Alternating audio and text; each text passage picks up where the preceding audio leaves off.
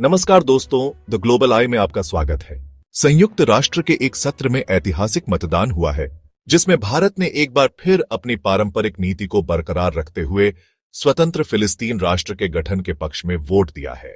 लेकिन खास बात यह है कि भारत इजरायल के बेहद करीबी साझेदार होने के बावजूद इस मुद्दे पर तटस्थता नहीं बल्कि स्पष्ट समर्थन में खड़ा हुआ है।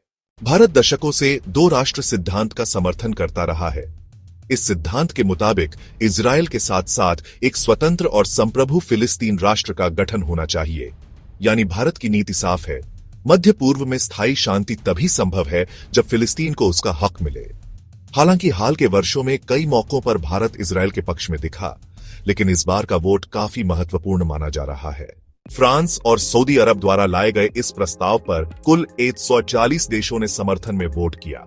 वहीं अमेरिका, अर्जेंटीना समेत सिर्फ 10 देशों ने इसका विरोध किया।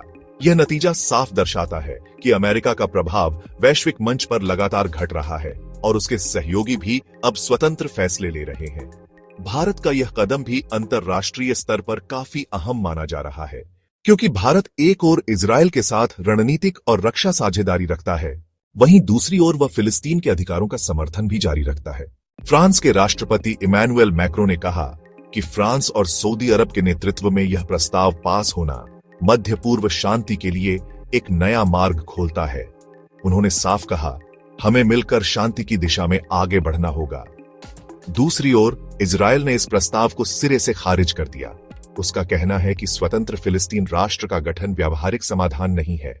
इसके इतर भारत का यह वोट दिखाता है कि वह रणनीतिक साझेदारी और ऐतिहासिक सिद्धांतों के बीच संतुलन बनाए रखना जानता है। इजरायल भारत का बड़ा रक्षा साझेदार है, लेकिन भारत अपने पुराने रुख यानी फिलिस्तीन को स्वतंत्र राष्ट्र मान्यता से पीछे नहीं हट रहा। यह कदम भारत की स्वतंत्र विदेश नीति को और मजबूत करता है और साथ ही अरब देशों के साथ उसके संबंधों को भी मजबूती देता है।